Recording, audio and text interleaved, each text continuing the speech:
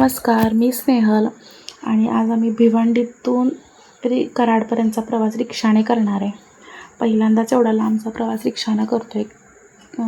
300 ते 350 किलोमीटर अंतर आहे. आता बघू कसा होतो आहे. पहिलाचा प्रवासाचा आमचा अनुभव आहे.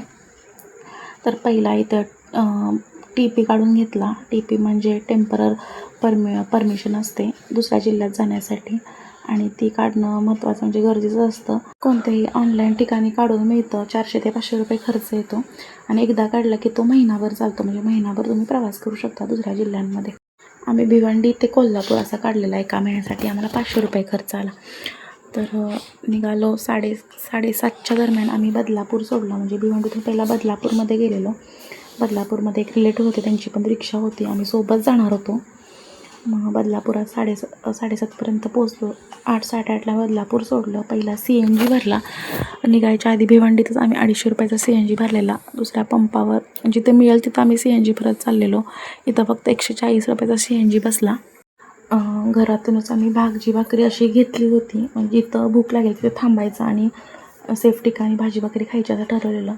लोणावळ्याच्या घाटात आलो आणि खूप सुंदर व्ह्यू होता. खूप छान असे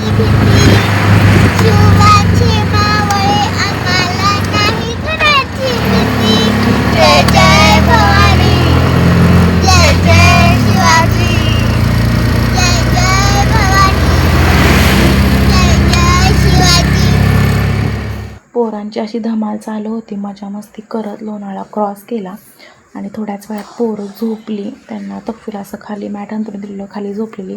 श्रीनू माझ्या बाजूला सीटवर होता, मी बसलेली. आणि पुढं एका ठिकाणी थांबून जेवायचं ठरवलं.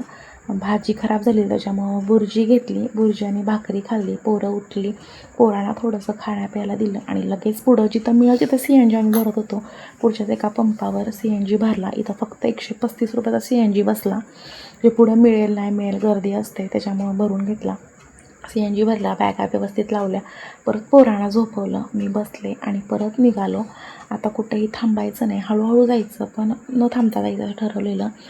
आणि मी म्हणजे सहसा झोप येते रात्रीची प्रवासात ड्रायव्हिंग करताना, म्हणून मी त्यांना सारखं आम्ही गप्पा मारत मस्त निघालेलो, म्हणजे झोप येणार नाही.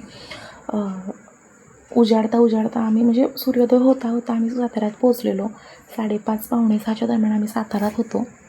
छान वाटत होतं. खूप थंड हवा होती. जसा लोणावळा क्रॉस केला तसे वातावरणात तसं दमट वातावरण कमी होऊन अशी थंड स्वच्छ हवा, शुद्ध हवा अशी जाणवत होती. खूप छान वाटलं आणि खूप मस्त. म्हणजे मी इतक्या वर्षात 9 वर्षात इतका वेळा प्रवास केला कराड सातारा, म्हणजे कराड भिवंडी, पण हे माझं म्हणजे पहिला जसा अनुभव होता, खूप छान अनुभव होता. पूर्ण रस्ता आम्ही जागो होतो, सगळं दृश्य ते बघत होतो. नाहीतर बरेचदा काय होतं कराड म्हणजे मुंबईमध्ये आम्ही बसायचो छान स्लीपरमध्येच बसायचो आणि डायरेक्ट कराडमध्ये आल्यानंतर उठायचो, झोपायचो रात्रभर. काही अनुभवता नाही आलं. 6:45ला आम्ही कराडमध्ये पोचलो. पूर्ण उजाडलेलं तेव्हा.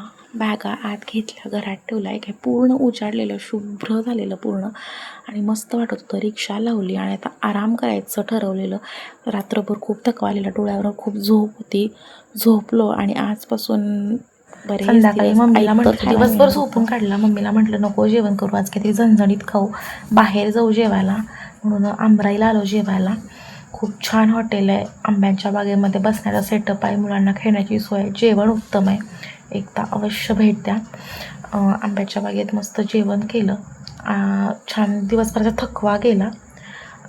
आम्ही काल रात्री 5:30ला घर सोडलेलं. म्हणजे भिवंडीतून बदलापुरात जवळपास 1-1.5 तासात पोचलो. 7:15 पण बदलापुरात पोचलो. बदलापुरात 2 तास गेले. TP वगैरे काढला, थोडंसं इकडं तिकडचं काम होतं. बरोबर आम्हाला 10 तास लागले कराडात पोचायला. 780 रुपयाचा CNG आणि 500 रुपये TP एवढाच आम्हाला खर्च आला.